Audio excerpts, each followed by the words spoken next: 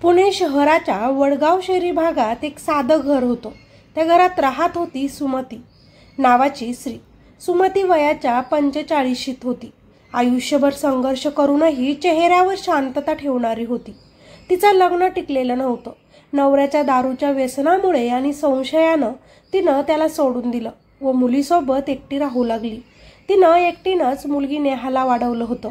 लोकांची भांडी घासून, मजुरी करून, भाजी विकून तिनं रोजचं त्यांचं जगणं चालवलं होतं. तिचं एकच स्वप्न होतं की तिची मुलगी शिकून मोठं माणूस व्हावी, स्वतःच्या पायांवर उभं राहावी.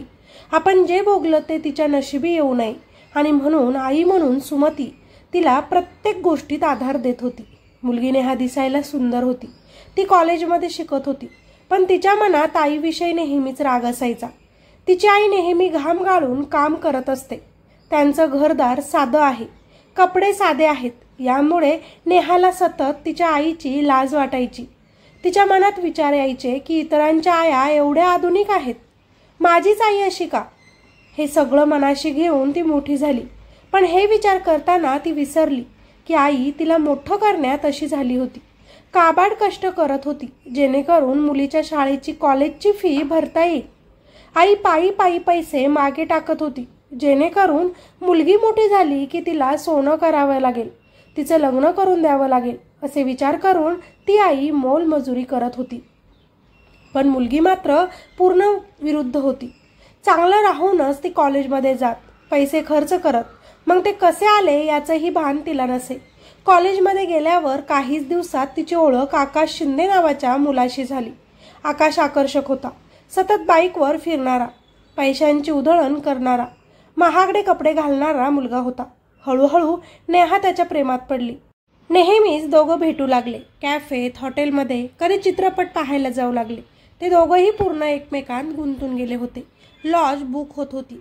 मुलीला शारीरिक संबंधांची लत लागली होती. पण वारंवार असं भेटायला त्यांच्या त्या नात्याला पैसा लागणार होता.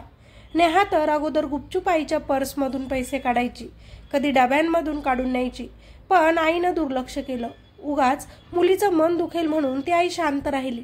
पण नंतर आईच्या पर्समध्ये, डब्यांमध्ये पैसे न आढळल्यानं नेहाने आईचं ATM कार्डच आपल्याकडे ठेवून घेतलं आणि ATM कार्डबद्दल आईकडे जास्त माहितीही नव्हती.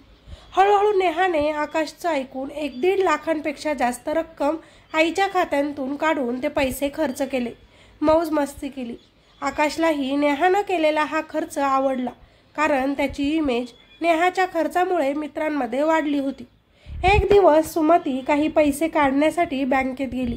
मुलगी मोठी झाली आहे, सोन्याचे भाव वाढत आहे. मुलीला सोनं करून ठेवू या उद्देशानं.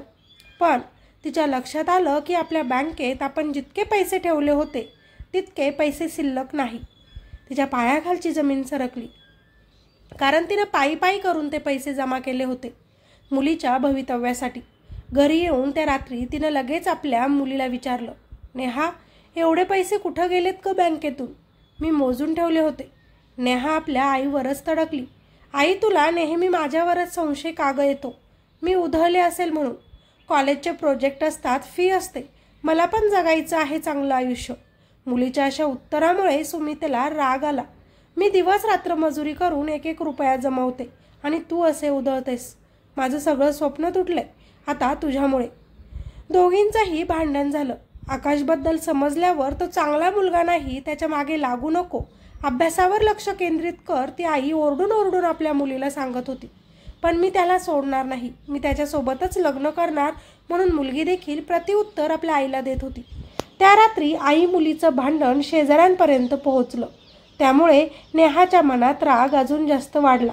तिला वाटू लागलं की माझीच आई अडथळा आहे, माझे आयुष्य मनासारखं जगू देत नाही. आता तर ATM पण तिनं स्वतःकडे ठेवून घेतलं. लगेच तिनं ही गोष्ट आकाशला सांगितली.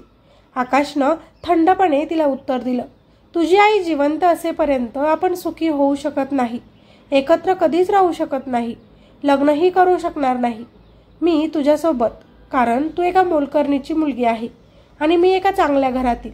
आपण एकत्र भेटतो, पैसे खर्च करतो, कधी तू तर कधी मी, आपल्या मौज मस्तीसाठी. पण तुझ्या आईनं पोलिसांत तक्रार केली माझ्याबद्दल तर सगळं काही संपेल. आता यावर एकच मार्ग आहे, तुझ्या आईला हटवायचं. आधी तर नेहा हादरली, पण काही दिवसांत तिच्या मनात तो विचार ठाम झाला. तिनं मान डोलावली. हो, तू म्हणतोय ते करू. तिच्याशिवाय मीही मोकळी होणार नाही. ती गेली की मी आयुष्य जगायला मोकळं. मग त्यांनी खुनाचा कट रचला. पहाटेची वेळ ठरवला. 1 एप्रिल 2024च्या सकाळी सुमती रोजप्रमाणे उठली. पाणी तापवलं, स्वयंपाकाची तयारी करू लागली. नेहा अस्वस्थ होती, मनात भीती होती, पण तरीही मोबाईलवर आकाशला मेसेज केला. आई उठली आहे, आता ये. थोड्या वेळात आकाश तिथे आला. त्याच्या बॅगेत हातोडा होता. सुमती स्वयंपाकघरातून बाहेर येताच आकाश मागून गेला आणि जोरात हातोड्याचा प्रहार तिच्या डोक्यावर केला. आई ग, अशी किंकाळी अडखळली. सुमती खाली कोसळली, पण अजून तिचा श्वास चालू होता. तेव्हा नेहानं स्वतःच्या हातानेच आईचं तोंड तिच्या स्कार्फनं दाबलं. सुमतीचे डोळे मोठे झाले. तिला प्रश्न पडले, माझीच मुलगी मला का मारते आहे? ही तीच मुलगी का जिला मी लहानाचं मोठं केलं, दुसरं लग्न केलं नाही तिच्यासाठी, जिच्यासाठी कष्ट केले ती जीव घेत आहे माझा, या मुलीसाठी जो तिच्या लायक नाही. मरताना देखील आई मात्र मुलीचाच विचार करत होती. काही क्षणातच तिचा जीव गेला. मुलीच्या तोंडावर अजिबात दुःख नव्हतं. उलट इतकं होऊन देखील तिनं या प्रियकरासोबत संबंध ठेवले. आता सगळं आपलं, आता हे घर फक्त माझं, तू कधीही येऊ शकतो, अशा गप्पा झाल्या आणि नंतर दोघांनी मृतदेह बाथरूममध्ये ओढला. खाली पाणी ओतलं, असा बनाव केला की आई घसरून खाली पडली आणि डोकं दगडावर आपटलं. सगळं आवरून आकाश गुपचूप तिथून निघून गेला आणि मग नेहा मोठमोठ्याने रडू लागली. आई आई पडली. शेजाऱ्यांना बोलवू लागली. शेजारी पळत आले. त्यांनी सुमतीला रक्ताच्या थारोळ्यात पाहिलं, पण त्यांच्या मनात शंकेची सावली होती. त्यांचं काही दिवसांपूर्वीचं भांडण त्यांनीही ऐकलं होतं. नेहाच्या डोळ्यात खरं दुःख दिसत नव्हतं. सुमितीचे भाऊ मुंबईहून आले. बहिणीचं शव पाहून तेही हादरले. डोक्यावरील खोल जखमा बघून त्यांनी पोलिसांत तक्रार केली. ही अपघाताने झालेली घटना नाही, हा आमच्या बहिणीचा खून आहे. चंदननगर पोलिसांनी शवविच्छेदन केलं. अहवालात स्पष्ट झालं, डोक्यावर सलग प्रहार, गळ्यावर दाबल्याच्याही खुणा, अपघाताचा काहीही संबंध नाही. आणि नंतर मग पोलिसांनी नेहा आणि आकाशची चौकशी सुरू केली. सुरुवातीला दोघंही म्हणाले आई घसरूनच पडली, पण पोलिसांनी बँक ट्रान्झॅक्शन, हॉटेलची बिले, मोबाईलवरील मेसेजेस, शेजाऱ्यांच्या साक्षी सगळं त्यांना दाखवलं. नेहाचा आत्मविश्वास ढासळला.